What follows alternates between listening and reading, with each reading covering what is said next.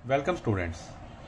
आज का जो हमारा टॉपिक है वो है रेट ऑफ फ्लो और डिस्चार्ज ऑफ फ्लूइड्स। जो ये चैप्टर है हमारा फ्लो ऑफ फ्लूइड्स का, उसमें हमने जो लास्ट लेक्चर था उसमें क्या किया था, उसमें हमने देखे थे different types of flow, steady flow, unsteady flow, uniform flow, non uniform flow, laminar और टर्बुलेंट फ्लो। ठीक है। अब हमें एक चीज हमें पता होनी चाहिए कि कोई भी क्वांटिटी है तो हमें उसको मेजर करना भी आना चाहिए, भी किस तरह से उसको मेजर करें और उसकी यूनिट्स क्या हो। ठीक है।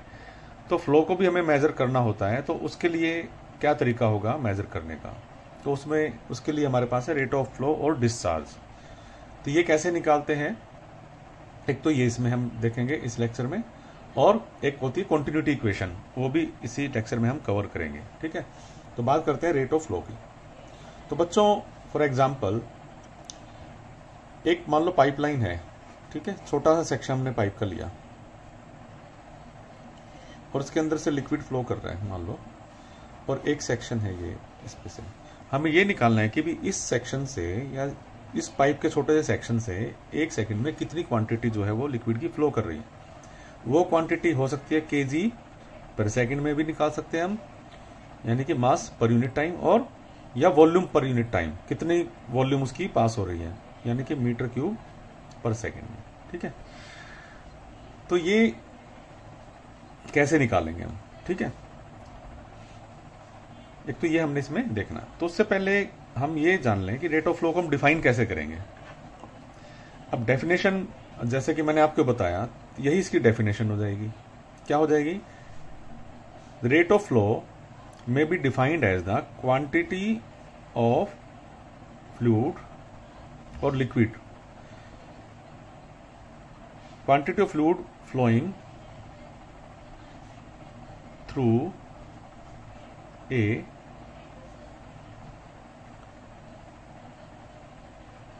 section of pipe or channel, open channel हो या पाइप हो। ठीक है। Quantity of fluid flowing through a section of pipe और चैनल पर यूनिट टाइम। ठीक है। और amount of liquid passing through a section per unit time is called rate of flow और डिस्चार्ज। रेट ऑफ फ्लो भी बोलते हैं उसको, discharge rate भी बोलते हैं, सिंपली डिस्चार्ज भी बोलते हैं। And it is denoted bye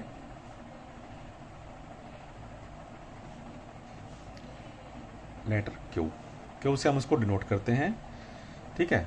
और इसकी यूनिट क्या होंगी? यूनिट होती है इसकी मीटर क्यूब पर सेकंड और लीटर पर सेकंड। अब हम केजी पर सेकंड में नहीं ले रहे, इसमें हम जो लिक्विड की बात करें तो उसको हम वॉल्यूम ले लेते हैं। ठीक है। तो लीटर भी एक तरह से वॉल्यूम ही है। ठीक है। और लीटर और मीटर क्यूब का भी आप कन्वर्जन जो आपको पता होना चाहिए। ठीक है। 1000 litre is equal to 1 metre cube, ये भी याद रखना, आगे आपके काम आएगा। ओके। तो अब हम कैसे निकालेंगे रेट ऑफ फ्लो किसी सेक्शन पे। मान लो एक पाइप हमारे को दी है, मान लो यही एक पाइप है, मान लो इसका क्रॉस सेक्शन एरिया जो है इसका वो है ए। ठीक है। इसका क्रॉस सेक्शन एरिया है ए, और मान लो इसकी वेलोसिटी ऑफ फ्लो जो है वो है v। ठीक है। तो area metre square, velocity metre per second. ठीक है। अगर एरिया और वेलोसिटी को मल्टीप्लाई कर दें a इंटू वी, तो क्या होगा? Metre square into metre per second. तो ये क्या आ जाएगा? मीटर क्यूब पर सेकंड, यानी कि वॉल्यूम पर यूनिट टाइम। ठीक है। तो यही इसकी यूनिट है। तो एरिया अगर वेलोसिटी से मल्टीप्लाई कर दें तो कहने का मतलब है कि उससे हमारे को directly volume per unit time मिल जाती है पासिंग थ्रू ए सेक्शन। ठीक है। तो वैसे भी आप देखोगे तो वॉल्यूम होती किसके बराबर है? Volume is equal to area into length, और एरिया इंटू हाइट, या area into distance covered, distance. ठीक है। तो वेलोसिटी किसके बराबर होती है? डिस्टेंस कवर्ड, यानी कि लेंथ अपॉन टाइम। ठीक है। तो इसलिए जो है एरिया को वेलोसिटी से मल्टीप्लाई करते हैं तो हमारे को volume per unit time direct मिल जाता है। ठीक है, तो ये हो गया रेट ऑफ फ्लो और डिस्चार्ज। तो इसका फार्मूला जो है आप अच्छे से याद रखें, आगे काम आएगा। Area into velocity metre cube per second और लीटर पर सेकंड, ये इसकी यूनिट रहेंगी इसमें। मान लो अगर कोई पूछता कि rate of mass flow rate अगर पूछे तो मास फ्लो रेट कैसे निकलेगा, मास फ्लो रेट और रेट ऑफ मास फ्लो, ये भी पूछ सकते हैं। तो मास फ्लो रेट निकालना, तो मास अगर हमारे पास वॉल्यूम है, अगर हम उसके साथ डेंसिटी को मल्टीप्लाई कर देते हैं तो वो आ जाता है हमारे पास मास। ठीक है, volume into density is equal to mass, ये तो आपको पता होगा ना, density is equal to M upon V, याद होगा ये। तो मास किसके बराबर हो जाएगा, डेंसिटी इंटू वॉल्यूम। ठीक है, तो मास फ्लो रेट क्या हो जाएगा, वॉल्यूम पर यूनिट टाइम आ जाए तो वो मास फ्लो रेट हो जाएगा। ठीक है, तो ये क्या आ जाएगा हमारे पास, रो ए वी। अगर मास फ्लो रेट पूछ लें तो ये फार्मूला हमारा यूज होगा। ठीक है, हालांकि हमारा जो मेन जो फार्मूला रहेगा मीटर क्यूब पर सेकंड में क्यू, जिससे हम इसको डिनोट कर रहे हैं, और मास फ्लो रेट को हम डिनोट करते हैं एम डॉट से। तो हमारा जो मेन जो कंसर्न है वो इसमें ये रहेगा। ठीक है, तो अब नेक्स्ट टॉपिक की तरफ चलते हैं, वो है कॉन्टिन्यूटी इक्वेशन। तो वो भी एग्जाम पॉइंट ऑफ व्यू से बहुत इंपॉर्टेंट है और उसका यूज बहुत होगा इस चैप्टर में आने वाले टॉपिक्स के अंदर। तो बच्चों अगला टॉपिक जो है हमारा वो है कॉन्टिन्यूटी इक्वेशन। ये जो कॉन्टिन्यूटी इक्वेशन है ये बेस्ड है लॉ ऑफ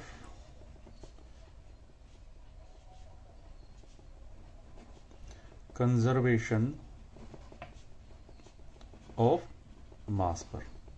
ठीक है, तो law of conservation of mass क्या कहता है कि total mass of a system remains constant provided there is no interaction with the surrounding और देयर इज नो एडिशन और deletion from end to end from the system. ठीक है, तो ये एप्लीकेशन है हाइड्रोलिक्स में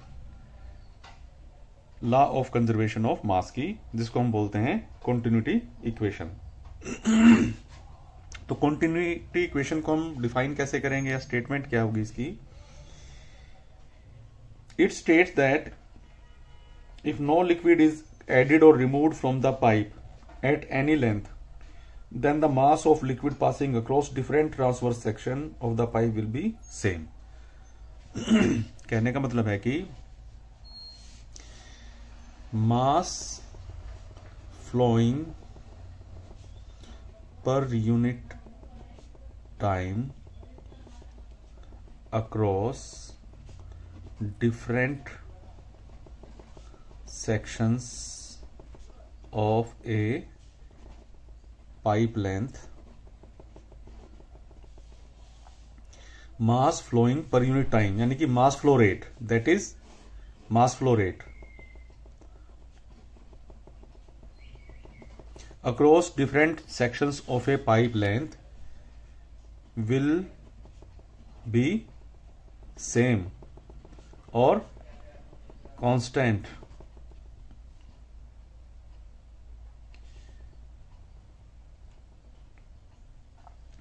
provided there is no addition or deletion of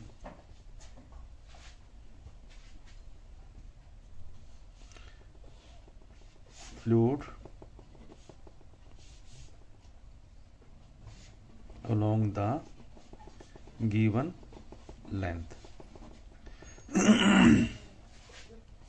ठीक है, मास फ्लोइंग पर यूनिट टाइम यानी कोई लिक्विड या कोई भी फ्लूइड हम लिक्विड लेके चल रहे हैं, liquid mass flowing per unit time या liquid mass flow rate across different sections of a pipe length will be same और constant provided there is no addition और deletion of fluid along the given length.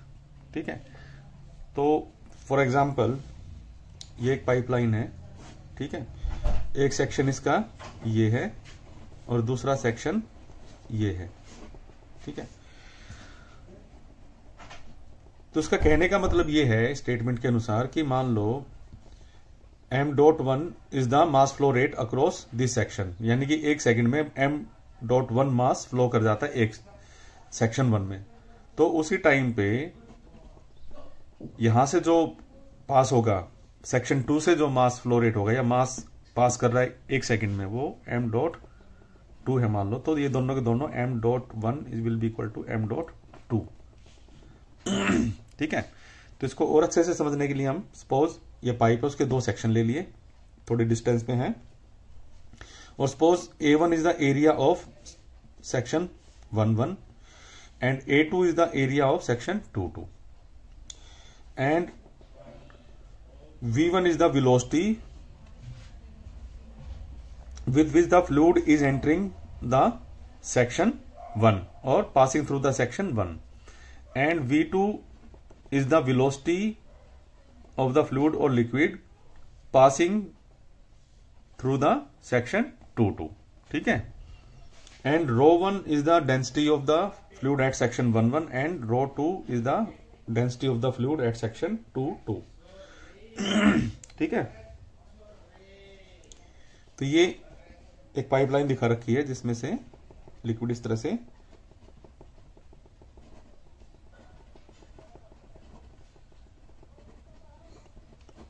तो ये एक length lease में दो section हमने consider किए हैं, ठीक है। तो A1 हो गया एरिया एट सेक्शन 1, A2 हो गया area at section 2, V1 velocity at section 1, velocity of flow at section 1, velocity of flow at section 2, V2, ρ1 and ρ2 densities of fluid और liquid at section 1 and 2 respectively, ठीक है। अब अगर हम देखें तो सेक्शन 1 पे एक सेकंड में कितना मास फ्लो कर रहा है, तो उसके लिए हमें क्या करना पड़ेगा। सपोज अब ये ρ1 तो डेंसिटी दे रखी है, अगर ρ1 डेंसिटी है, अगर हमारे को वॉल्यूम मिल जाए per unit time passing through this section, then we can calculate mass flow rate. यानी कि मैं m.1 अगर लिखना चाहूं तो मुझे एक तो डेंसिटी चाहिए सेक्शन पे, दूसरा वॉल्यूम चाहिए। वॉल्यूम कहां से मिलेगी, एरिया को अगर मैं वेलोसिटी से मल्टीप्लाई कर दूं तो वॉल्यूम पर सेकंड ही हो जाएगी वो, ठीक है ना, क्योंकि एरिया हो गया, ठीक है। तो वेलोसिटी क्या होती है, डिस्टेंस अपॉन टाइम, तो area into distance will become total volume of the liquid, और टाइम से डिवाइडेड है तो पर यूनिट टाइम हो जाएगा। तो ρ1 A1 V1 is the mass flow rate at section 1. Similarly, section 2 पे मास फ्लो रेट क्या होगा, ρ2 A2 V2, ठीक है। तो ये दो हमारे पास मास फ्लो रेट आ गए सेक्शन 1 और 2 पे। Now as per law of conservation of mass, क्योंकि अब हमने ये एज्यूम किया कि इन दोनों सेक्शंस के बीच में ना तो लिक्विड फ्लो लीक हो रहा है ना एंटर हो रहा है, ना हम इसमें एडिशन कर रहे हैं ना डिलीशन कर रहे हैं, ठीक है। तो as per law of conservation of mass या principle of conservation of mass क्या कहता है कि m.1 should be equal to m.2, ठीक है। तो m.1 is equal to m.2, यानी कि mass flow rate at section 1 is equal to mass flow rate at section 2, that is ρ1 A1 V1, ठीक है, is equal to ρ2 A2 V2। आप A1 V1 को multiply करोगे ना, जैसे हमने अभी इससे पहले जो टॉपिक किया था डिस्चार्ज रेट ऑफ फ्लो का, तो उसमें क्या है क्यूबिक मीटर पर सेकंड आता है, तो उसमें भी एरिया इनटू वेलोसिटी से ही आता है वो। तो इसी तरह से यहां भी हमें वो वॉल्यूम पर यूनिट टाइम है तो डेंसिटी से मल्टीप्लाई हो गया तो वो मास फ्लोइंग पर यूनिट टाइम हो जाएगा। तो दोनों को इक्वेट कर दिया, then this equation is called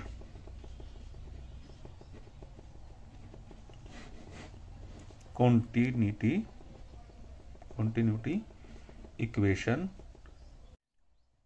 तो ये जो इक्वेशन है ये कहलाएगी ρ1 A1 V1 is equal to ρ2 A2 V2 continuity equation, ठीक है, ये जनरल कॉन्टिन्यूटी इक्वेशन है for liquid as well as gases, दोनों पे अप्लाई हो सकती है ये।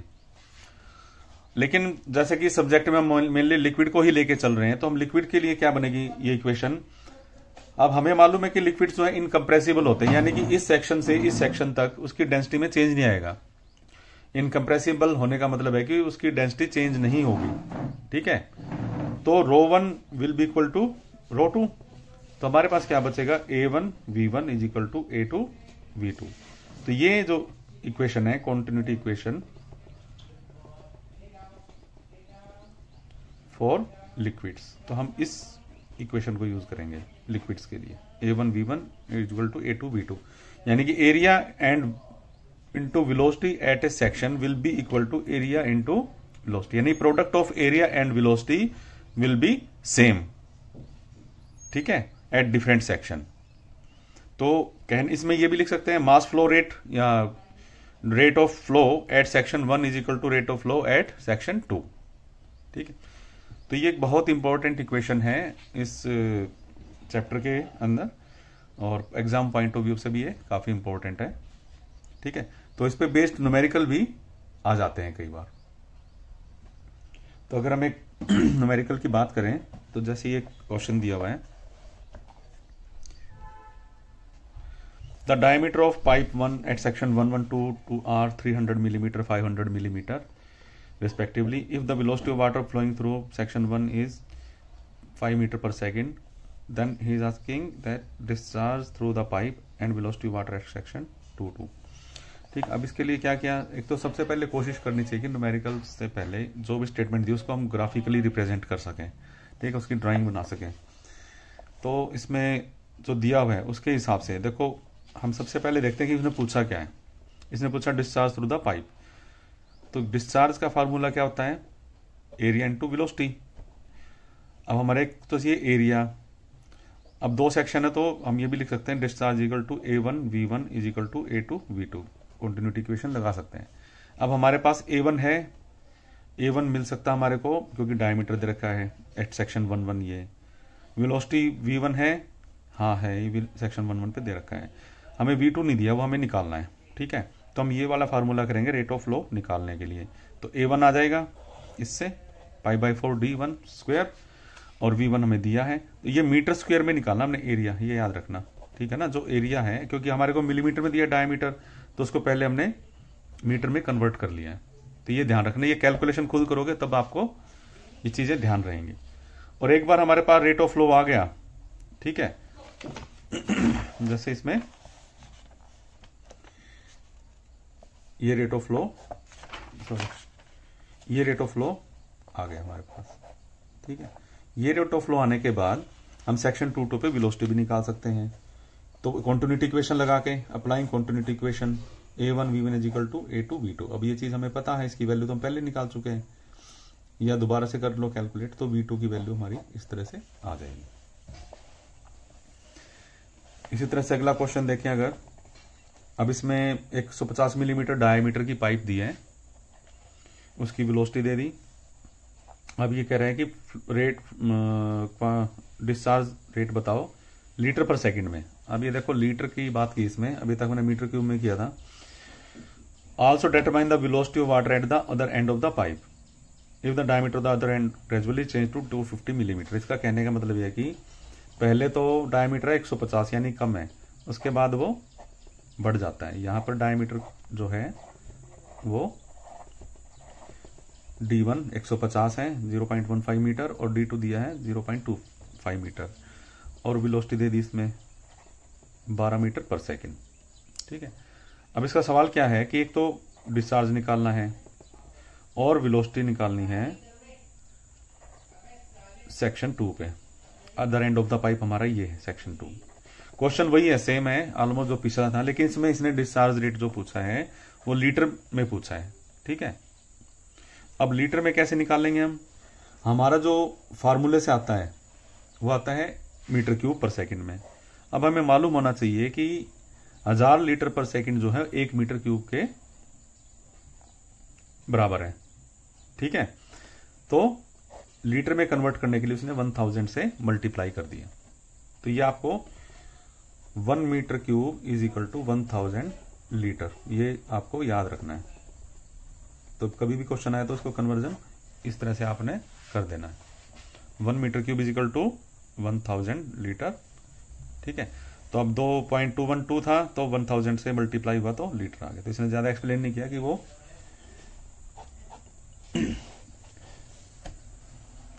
ठीक है। तो ये आप नोट कर लेना कहीं पर, ये लीटर और मीटर क्यूब का आपस में कन्वर्जन है। इसी तरह से आप सेंटीमीटर क्यूब को भी लीटर में कन्वर्ट करके देखना कितना आता है और मुझे बताना आप लोग। ठीक है, अगला क्वेश्चन अगर देखें, इसमें लीटर में मास फ्लो रेट दे रखा है, ए बी पाइप उसमें 500 litre per second flow rate है। तो डायमीटर जो एंड ए का है वो 20 सेंटीमीटर है।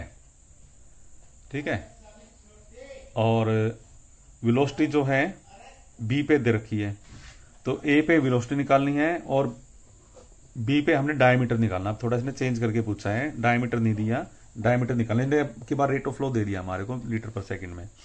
तो रेट ऑफ फ्लो आ जाए तो हमें पता है कि वो is equal to A1V1 is equal to A2V2। अगर हमारे को वेलोसिटी पता है, ठीक है, तो हम एरिया निकाल सकते हैं। ठीक है, क्योंकि रेट ऑफ फ्लो हमारे को दे रखा है। तो डायमीटर निकालने का मतलब इसका यही है कि पहले एरिया निकालो, फिर एरिया से जो फार्मूला π/4 d², तो उसके हिसाब से आपको डायमीटर भी मिल जाएगा। ठीक है, तो डिस्चार्ज रेट है, इसने एक जो पूछा है वेलोसिटी एट एंड ए, वो तो निकाल ही दिया कि ठीक है, क्योंकि इसमें एरिया दे रखा है। पहले सेक्शन पे एरिया दे रखा है, वेलोसिटी दी, तो एरिया दे रखा है, वेलोसिटी निकाल ली। ठीक है, दूसरे सेक्शन में वेलोसिटी दी है, डायमीटर निकालना है, तो कॉन्टिन्यूटी इक्वेशन लग गई यहाँ पे। ठीक है, उसके बाद इसने इक्वेशन को बैलेंस करके दूसरे पे डायमीटर निकाल लिया। तो ये आप करोगे तो इस तरह से ये क्वेश्चन भी हो जाएगा। ठीक, दिखाई दे रहा है।